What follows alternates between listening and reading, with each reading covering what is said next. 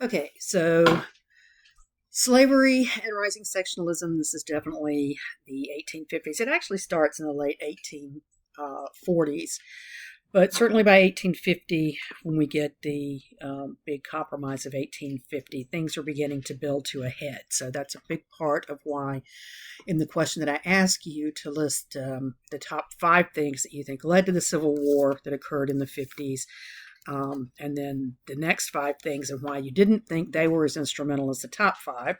Many of you gave some really good examples and answers, but I want to go through what basically the late 1840s and 1850s were about, right? All right, so slavery and rising sectionalism. And why aren't you going forward, you stupid thing? All right. So, of course, as Henry David Thoreau said, the taking of the West, the consequences of the Mexican-American War really were like feeding cyanide to the nation, because with westward expansion came the issue of where slavery could go. And we already had the Missouri Compromise of 1820, which established that line, but for Southerners it was necessary to continue to spread west because they were running out of arable soil, especially for cotton growing, in the east. So they needed to begin moving west. That's part of why they moved into Texas to start with, and it's a big part of why the Mexican-American War occurred. Up to this point, the existence of the Democrats and the Whigs as 2 national parties kind of held everything together, and it's going to be this with the great compromisers, Clay, Webster, and Calhoun. As long as those guys were able to work together, then they could come up with solutions that their sections would work with and accept. They could come up with literal compromises, which is why we get the Compromise of 1850, right? The Constitution, of course, had little authority, definitive authority, on the issue of slavery, because the founders themselves didn't want to deal with it. The closest thing they had come up with was the idea of gradually doing away with the slave trade itself. That was written into the Constitution, but the word slave never appears. And this was intentional on Madison's part, because he didn't want that to be part of the Constitution. Even though he was a slaveholder himself, he knew that it was not a moral institution. It was not something he wanted in foundationally in the creation of the society. The hope he had, and that many of the other founders had, was that eventually it would die out. To be fair, this was part of Eli Whitney's idea behind the cotton gin, was that it would lead to the abolition of slavery, but instead it does exactly the opposite. It makes it more necessary, as it were, to have slaves to produce more cotton. So, abolitionists, who were growing in number in the North in this period, knew it would be impossible to get enough votes to pass an amendment outlawing slavery, but they could establish where it could not go. And this is going to be part of what the problem is, and why when we get to the Compromise of 1850, it really is a compromise in the sense of both sides, or all sides, got something, but none of them got everything they wanted. And that's going to be a big question. The new states added in the 1840s and 50s led to problems. We had Texas coming in as a slave state, balanced by Oregon as a free territory. This was, again, built into the Compromise of 1820. But what about California and New Mexico? Both of them were south of the Missouri Compromise line, and they would have to, but neither one of them had slavery already entrenched in it. In 1846, the Wilmot Proviso was suggested to ban all African Americans, whether free or slave, from the Mexican cession in order to preserve land for white farmers. And this is going to become part of the foundational argument for the growth of a group called the Free Soilers.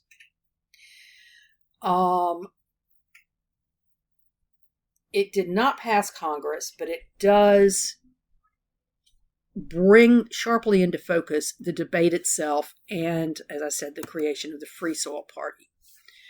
All right. In 1848, it was a key issue in the election, and this is when Lewis Cass proposes popular sovereignty, which is the idea of letting the settlers decide on whether slavery is going to go there. And by that, what we mean is people can go with their slaves wherever they want, but when it comes time, when they hit that critical population mass and are voting on a constitution, it can be decided then. Well, this is a problem already from the start because it's going to require that people who have already bought land, settled it, and have their slaves on it, if slavery is voted out, then they're going to have to leave, which is somewhat problematic to them and brings in the whole issue of, property in two forms, the property of humans as well as the property of land itself. In that particular election, Zachary Taylor evaded the slavery issue because he didn't want to have to deal with it and didn't want to make it a premise either way. And we get the creation of as I said, the Free Soil Party, created by Northern abolitionists. They nominated Martin Van Buren as their candidate. This is the Van Buren who had been Jackson's second vice president and his successor. The big thing for them, though, was not necessarily, even though it is Northern abolitionists who created, they were not necessarily working on the premise of getting rid of all slavery. They just didn't want slavery in the territories they were moving into. Free soil for free white men, as it were. And that's literally what they were going for. Not sure why those aren't coming in, but they're not. All right. So in 1848, Taylor wins, and again, he evaded the issue entirely. Van Buren has a very slight percentage at 10%, and the Democrat cast loses. The Free Soilers, however, do very well in the North. This is where that principal 10% comes from, is out of northern states. All right, so the Compromise of 1850 was the whole issue of how they were going to determine where slavery was going to be. Taylor proposed adding New York and California under the conditions of the Compromise of 1820. Both states would have come in as free, which would have thrown the ratio in the Senate of representatives from free states and slave states in, well, it would have destroyed that equilibrium because, of course, then you would have had 4 more free state senators. It's important to note that while New Mexico was definitely in the area that would be called Southern or slave territory, it did not have a climate conducive to plantation life or for much agriculture at all. So slavery wasn't good with that. So what we get then is this whole issue, debate over slavery, as it were, as to whether or not it could be expanded. Calhoun, of course, argues that the South must protect slavery and will peacefully secede if slavery is not continued. Webster counters with the idea that the North will never accept secession. And this leads to Clay, who argues that we must compromise. And this is very much a matter of where we get to these 3 men being the great compromisers. This would be the last debate of their great triumvirate because within effectively 4 years, I think, of the passage of the compromise, all 3 of them would be dead. Here's your basic map showing you. And again, if you're looking, this is the Missouri Compromise line at the bottom of Missouri over. You'll see that the New Mexico Territory obviously falls within the confines of that division, but also half of California does, and this is part of where the problem comes. California will be admitted as a free state. There will be no slave trade in Washington, D.C. Slavery can still exist there, but not the slave trade itself. Popular sovereignty would decide slavery in Utah and New Mexico. And for the South won a much stronger fugitive slave law. I'm in the process of reading a book called Master, Slave, Husband, Wife about the Crafts, who were a married slave couple who escaped from Macon, Georgia into the north and into freedom but they did so in 1848, and then 2 years later, with the Compromise of 1850, the stronger fugitive slave law came along and put them in jeopardy again, because under this, states that didn't want to acknowledge slavery or wanted slavery to be abolished still had to turn over escaped slaves to their masters in the South, and this becomes the major point of contention with the new fugitive slave law. Here you go. This is and this is significant. This is Colored People of Boston. This would appear in the newspaper itself, and it's really, like I said, interesting because it's a warning to African Americans to watch out, because at this point in time, everybody who was an official person, like police officers, was obligated to capture and return to confinement anybody who was had been a former escaped slave. So Taylor was going to veto the compromise, but he died rather unexpectedly, which put Millard Fillmore in as president, and he was willing to do whatever it took to hopefully put aside these divides in hopes of getting things more equalized and getting people back off the subject of slavery. Unfortunately, that fails, and what we get instead is the division of the two national parties into sectional political parties.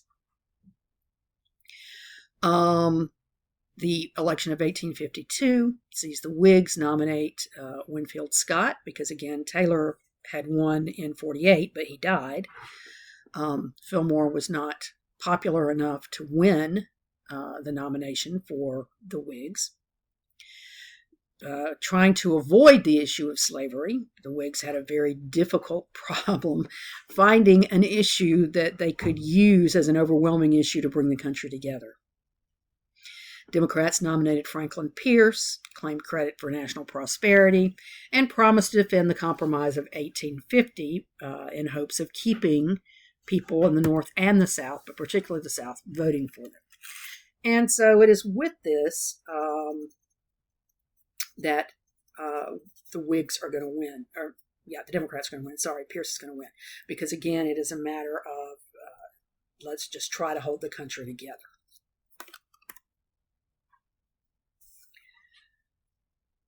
By 1852, the Whig Party itself was in trouble. It had no significant platform or issues, had difficulty appealing to voters in the North, and Southern Whigs were angry over the dominance of the anti-slave faction in the Whig Party. So the Whig Party is going to basically implode. Its collapse leads to the rise of the Know-Nothings, which is a party that I was hoping some of you would mention in your discussion of nativism. It was fueled by nativism and a desire to reduce immigrant influence. And the biggest reason for this was much like today. There was the fear that immigrants were taking the jobs of white Americans, that it was leading to a decline in the standard of living for white Americans, etc. So the nativists emerge as a very strong faction. They hope to strengthen the naturalization process, to decrease immigrant voting. They appealed to ex-Democrats and to a number of Northern Whigs as well, particularly ones who felt they were being caught up on the whole slavery issue too. The American Party this would be the Know-Nothing Party, takes control of state legislatures in New England, particularly in New England itself, as well as Maryland, Kentucky, and Texas. But in 1856, that party collapses, and I'm going to point out this is technically what we would think of as a third party. When you get asked on the exam to trace the history of third parties in the United States, this is going to be one of the ones you're going to want to talk about.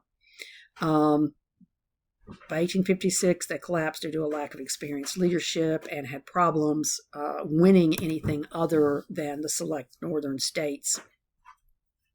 There you go. So here is your shift in party power, 1852 to 1855. Notice that we have the Republicans on the ticket here. They arise in 1854, as it were. where they'll go from no representatives to 46. And this is effectively on their one issue, which is slavery. So, and this will show you how the divide happens. The Democrats at 160 go to 84 by 1854-55. The Whigs go from 73 to 60. The Republicans go from 0 to 46. The American or Know Nothing Party goes from 1 to 62. So this is the breakdown in the House of Representatives and where the parties are. Then we get the wonderful Kansas-Nebraska Act. Now, this is particularly frustrating, coming in the wake of the Compromise of 1850. Stephen Douglas, who you will recall from Illinois, wants to organize the Kansas and the Nebraska territories. In order to do that, though, he has to work with the fact that they have the Missouri Compromise in place. So with that in mind, he argues for popular sovereignty, to let the people in those areas determine whether they're going to be slave or free, not to abide by what the arbitrary line drawn with the Missouri Compromise. By this point in time, many Northerners particularly were convinced that compromise with the South was not going to happen.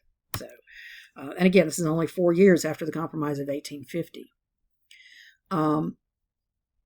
Because of the location of Kansas and Nebraska, doing away with the Compromise of 1820 would have allowed those territories above the Missouri Compromise line to become slave states if enough people settled in them and voted for it. So they did not like the idea of popular sovereignty.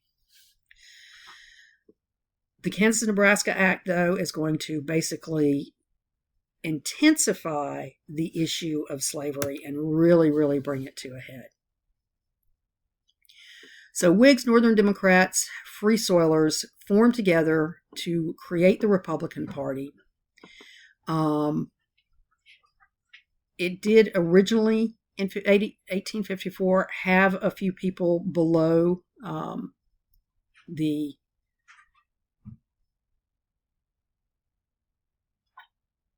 Missouri Compromise line or the Mason-Dixon involved in it, but by 1856 it was almost exclusively Northern, again, because of the whole issue of slavery. And their idea, and to be fair, from the Republican Party standpoint, there were people in it who were everything from complete abolitionists to people like Lincoln, who argued that it could be contained in the areas it was in and gradually die out or lead to gradual emancipation. But for Southerners, this was a complete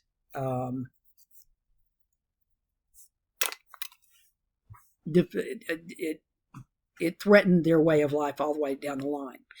And this is part of why, and we'll talk about this in a minute, by the time we get to the Civil War, many people in politics in the North, including Lincoln, believed that the real problem in the South was these wealthy plantation owners who everybody else was obligated to.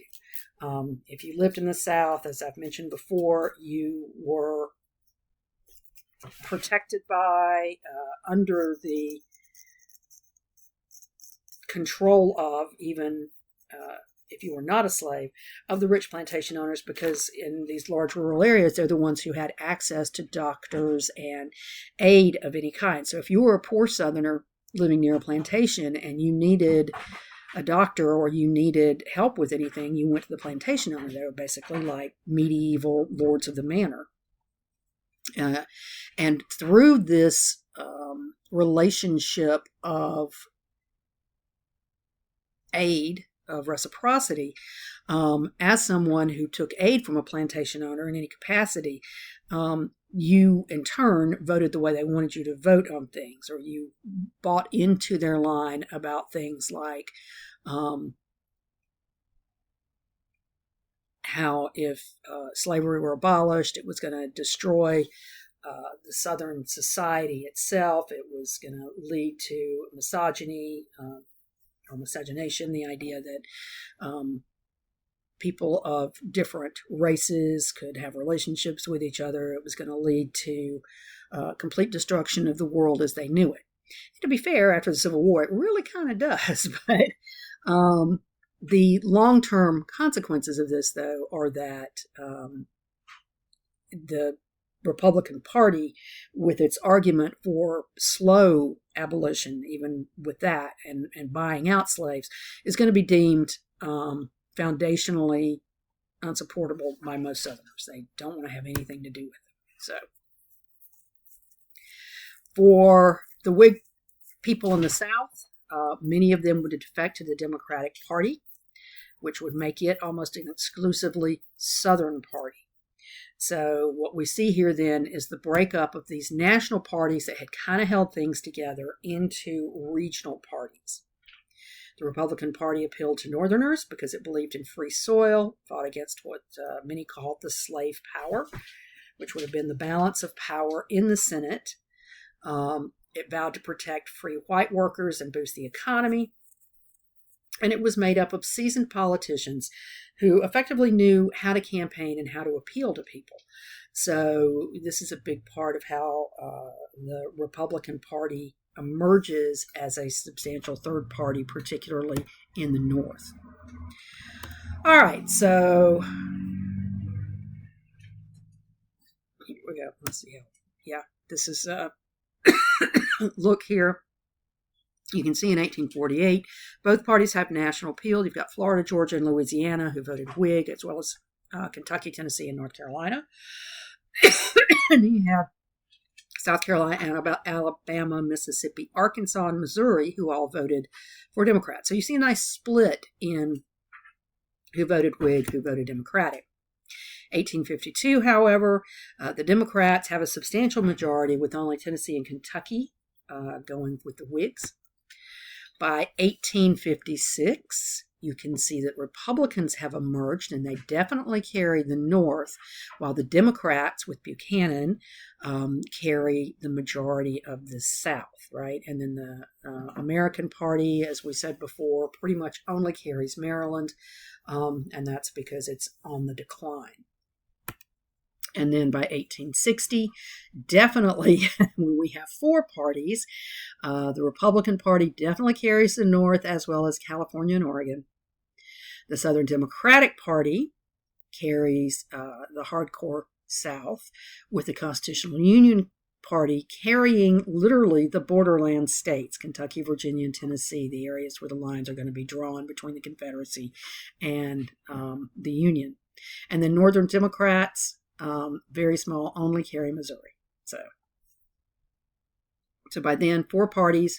The Democrats have split in half, with many of the former Southern Whigs becoming part of the Southern Democratic Party. So this is a big part of what's happening in the country in this period.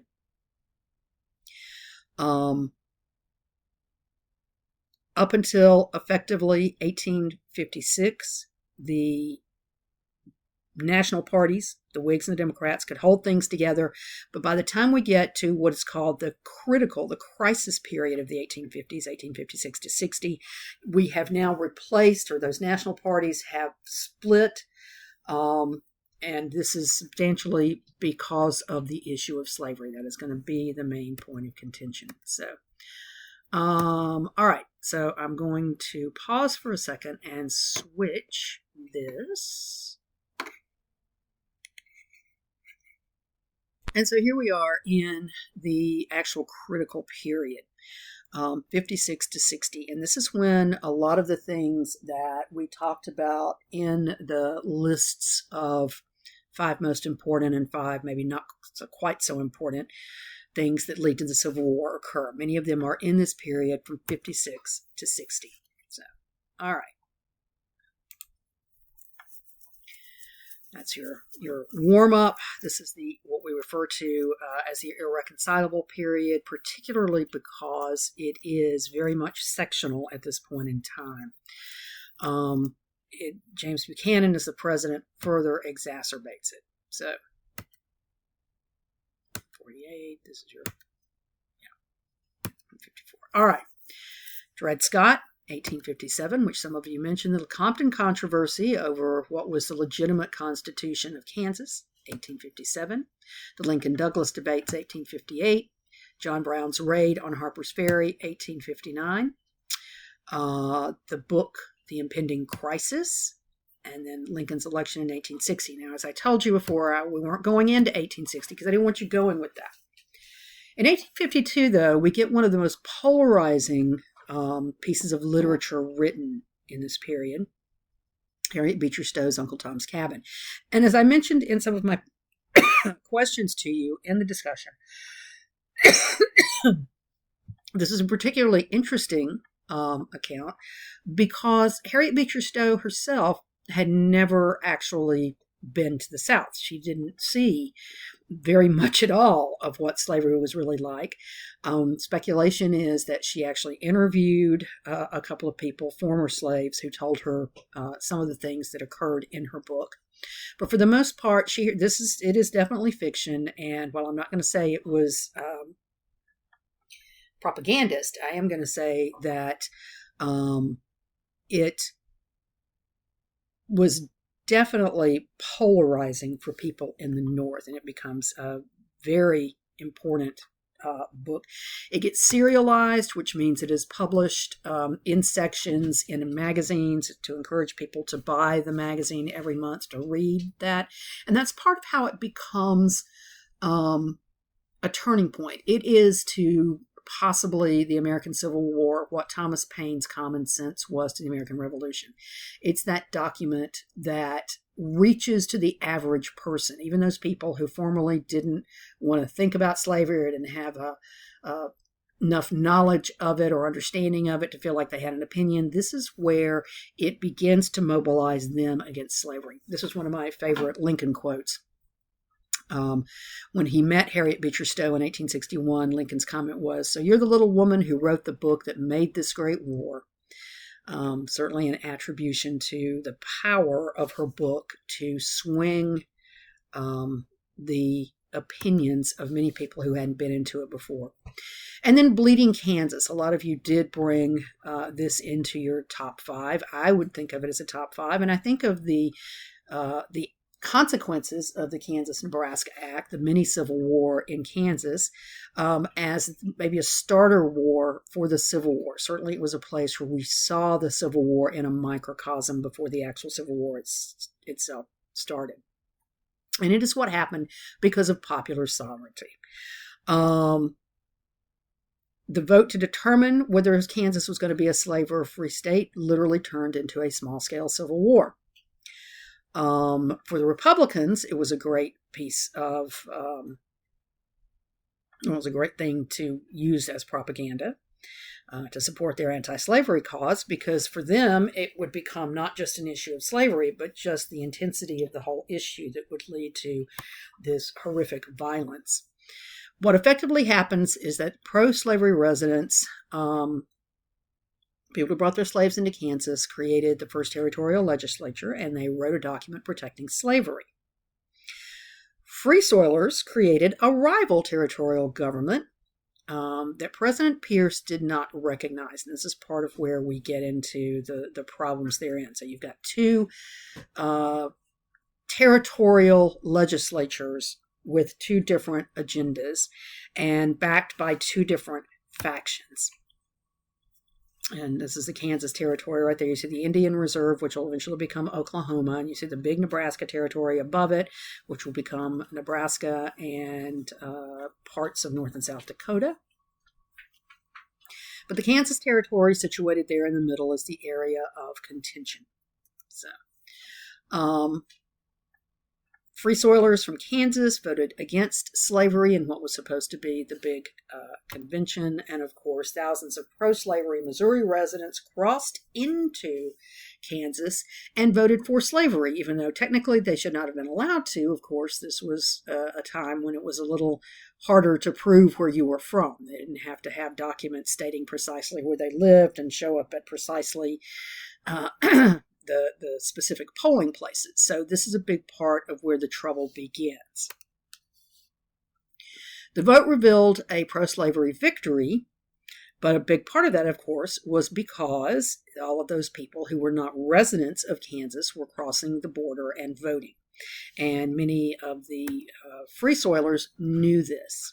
And so this leads literally to this little mini Civil War. You'll notice here that we have Lecompton, we have Lawrence and Potawatomi Creek, which were both areas where John Brown, who will eventually become the notorious John Brown of Harper Ferry's claim, was involved in altercations as well. And that's Lecompton of the Lecompton Constitution, which was the pro-slavery constitution, which was the one that Pierce signed. This area sees a tremendous amount of violence, even though the violence is throughout Kansas. This was an interesting political cartoon of the time. The whole issue of forcing slavery down the throat of the free soiler. We have the Preston Brooks attack on Charles Sumner in the Senate, which is actually really horrific. South Carolina Senator Preston Brooks beat Senator Charles Sumner from Massachusetts because in a speech, Sumner, who was criticizing President Pierce and Southerners, referred to, well, the phrase was that harlot slavery, basically accusing Southerners of many things that were actually happening in the South. But Brooks took great umbrage at it, and even though dueling was prohibited, he assaulted Sumner on the floor of the Senate. And it was really one of the most egregious events in congressional national history, because it actually brought violence into the Senate in such a way that it truly terrified people, in much the same way that the January 6th assault on the Capitol did as well. So, all right. In 1856, we see the first clearly sectional presidential election in U.S. history. The Republicans nominated John C. Fremont. This is the same Fremont who had led the army into California. He only, however, campaigned in free states, which meant principally in the northerns. Fillmore runs for the Know Nothing Party, which called for sectional compromise, and James Buchanan endorses popular sovereignty to run as the Democratic candidate. Buchanan beats Fremont in the north and Fillmore in the south, leaving him to become the president. So again, though, this is where your lines are. A lot of it has to do with the fact that Buchanan manages to appeal to both sections of the country, but that appeal is very limited. So, and a lot of it is because people just aren't quite yet ready for war. Southerners were relieved by the victory, but threatened by the existence of a party devoted to ending slavery, that being the Republicans, and the fact that they won anything at all. Northerners realized that the free states had a large majority in the Electoral College, so a Republican could become president by only campaigning in the North. And this is part of what the election of 1856 brings out, is this awareness. And this is part, again, of what happened with the Compromise of 1850, which eliminated the Compromise of 1820. Breaking that balance of power between the North and the South and the Senate itself. 1857 sees the Dred Scott decision. In this particular one, Dred Scott was an African-American who sued his former owner, saying that when his former owner took him into a free territory, that he became free. Interestingly, the Supreme Court didn't rule specifically on that. What they ruled on was that Scott had no right to sue because he was not a citizen and therefore couldn't bring the case. But Tawney, speaking only for himself, not for the majority, went on to say that no, Congress had no authority to prohibit slavery in Western territories So the Missouri Compromise was unconstitutional, really turning it over and also basically determining that being in bondage was not subject to where you were physically located, but to the fact that you were in bondage. So this is at the heart of what the argument becomes. Congress cannot prohibit slavery because the government cannot deny citizens their right to property. This, in turn, strengthened the Republican fear of a slave power conspiracy, particularly one dominated by Southerners in all branches of Congress. And then we get to the Lecompton controversy, and this is what I was trying to point out to you when I showed you the little square a moment ago. In 1857, Kansas held an election for delegates to write a constitution and applied for statehood. This election, which was effectively rigged again by so many people from Missouri crossing in and voting, so many slave owners from Missouri crossing in and voting, led to the pro-slavery Lecompton Constitution. Even though many in Kansas declared it to be a fraud because they knew that they didn't have that power, Buchanan tried to push the Lecompton Constitution through. Congress refused to ratify it, saying no, they knew it was illegal. Ultimately, Kansas would be a free state, not a slave state, but you're still going to have that ongoing battle. So, yeah, Douglas viewed this as a perversion of popular sovereignty because it wasn't technically popular sovereignty. Republicans were enraged over Buchanan's attempt to force slavery into Kansas.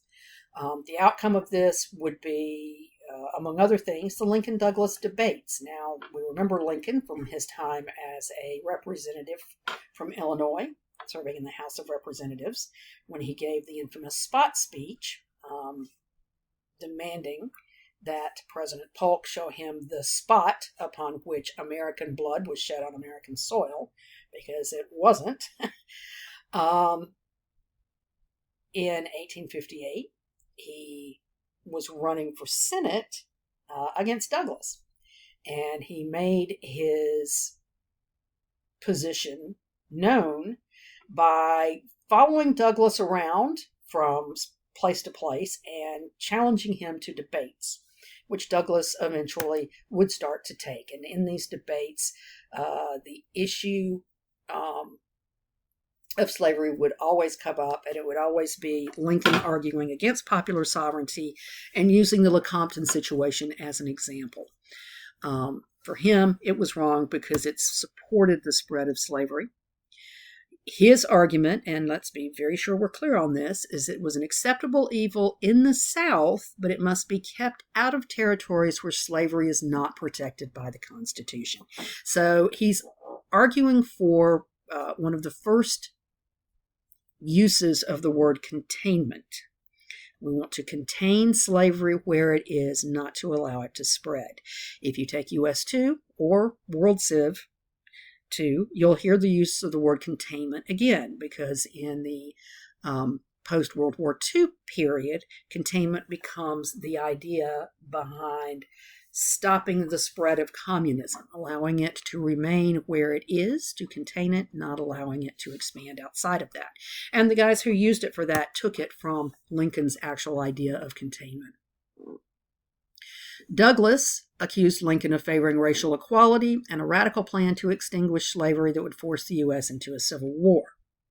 At this point in time, I would point out that this accusation holds some weight in terms of the idea of extinguishing slavery, because as a Republican, Lincoln did view the idea of gradual emancipation. He was not in favor of racial equality, however, not this early on. That will change after he meets Douglas and spends some time talking to him. In one of the greatest losses in history, Lincoln loses the election, but the debates gained him national reputation and reaffirmed the Republicans' uncompromising commitment to the free soil position, and it gives him such prominence that it's going to boost him into the presidential nomination from the Republican Party, which he will win in 1860. One of my favorite quotes from him: "A house divided against itself cannot stand. I believe this government cannot endure permanently half slave and half free," which was his statement on gradual emancipation. And then in 1859, two things that really blow up the Southern concerns about slavery. John Brown's raid on Harper's Ferry, which ends with, interestingly, Robert E. Lee being tasked with recapturing Harper's Ferry and doing so. Brown, it was a poorly planned raid. Brown's idea was to take Harper's Ferry, which was a munitions dump, a base with a lot of guns and ammo, and get slaves from nearby plantations to come get the guns, leading to slave insurrections. Unfortunately for Brown, who was probably at that point in time already delusional and hearing voices, there are some who argue that he was, I don't know what the word is, psychotic, delusional, hearing voices, not split personality, but definitely not himself. That it failed because he never came up with the second part of the plan of how to get the weapons out. So instead, he and 18 men, many of whom were relatives of his, mostly his sons and brothers, were caught, forced to surrender. The guns never made it outside of Harper's Ferry itself. But his case brought national attention. And in the North, many saw him as a martyr to the cause, especially when he was tried. And he was tried for treason, because when you attack a national army facility, it is treason. That's what he was charged with. And when he was found guilty, because he had done it, he was seen as being a martyr to the abolitionist cause.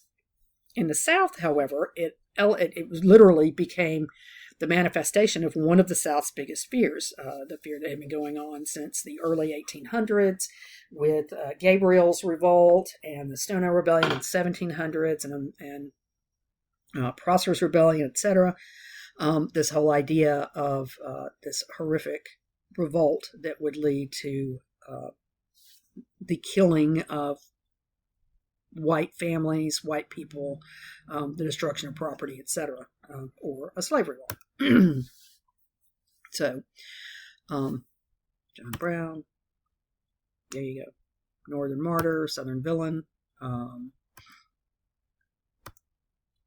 But it does become the moment that many in the South feared.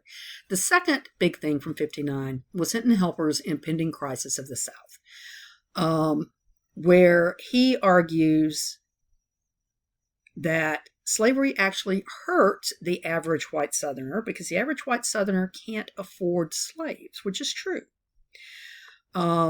He argues that slavery is going to die out of its own accord, which was an idea that Lincoln also and most Republicans had bought into, that eventually the economy was going to turn, as it already was, and that it was not going to be feasible to continue this idea of plantation scale slavery or even individual slavery.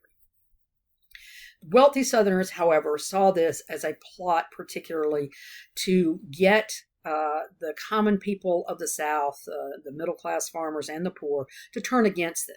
So they basically began a big propaganda effort to call this out as being not Southern, as being problematic, and again, leading to calls for secession. This idea that these Northern propagandists are trying to influence Southerners and do it in the wrong way. All right, and then, of course, I told you to go to 59, not into 60, but this is into 60, which is, of course, the election of Lincoln. In the North, Illinois was a crucial swing state. Lincoln himself was seen as a self-made man who represented equality. He had a platform of high tariffs for industry, free homesteads in the West to encourage expansion, transcontinental railroad, support for it, which was widening the party's appeal. In contrast to 1856, when the Democrats actually kind of held together. By 1860, they have now split. The Northern Democrats nominated Stephen Douglas, who was running on the platform of popular sovereignty. The Southern Democrats, who got up and walked out of the National Democratic Convention and reconvened their own convention in Charleston, I think. Charleston or Savannah, I can't remember. But anyway, the Southern Democrats walked out because Douglas wouldn't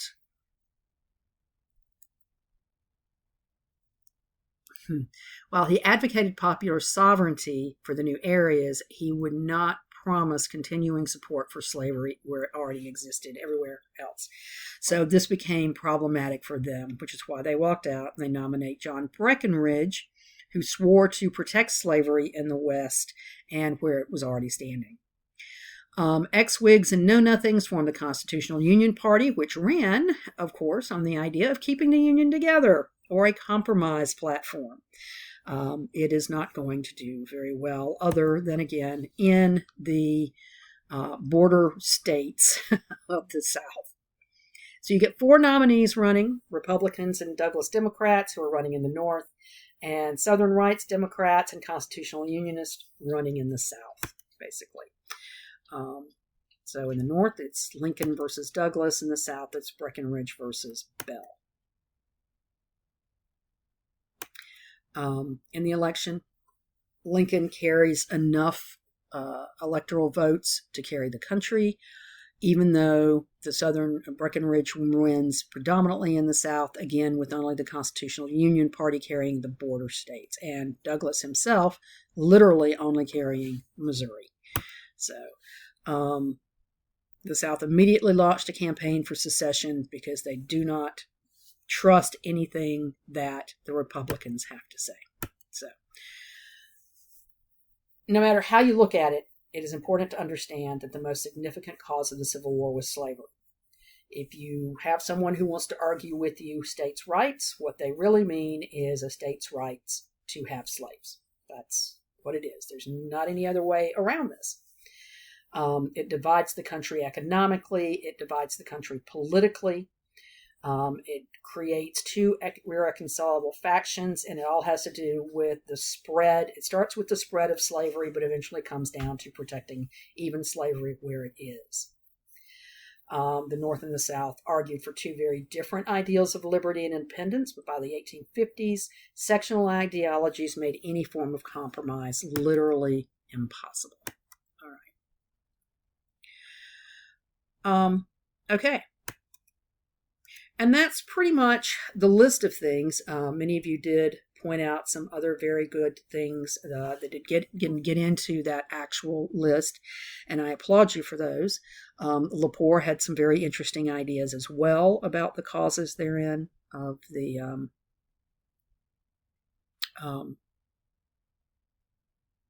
build up to the Civil War. And again, I'll point out that she brings together in this period not just issues of the sectionalism that gets us to the Civil War, but also issues of what liberty means to people like women and Native Americans and Hispanic Americans and other marginalized groups. So there are a lot of things at play here, slavery being the biggest one, but all of them working towards this 4-year period of complete division that we're just not going to come back from. All right. That is that section. I encourage you to be aware of this path, be aware of where we get to all of these things. Again, be aware of the different parties and how suddenly we go from a 2-party system to a 4 or more party system. Definitely, we've got 3 parties by the time we enter into the 1850s, but we've often had 3 parties. It's one of those misconceptions that we're a 2-party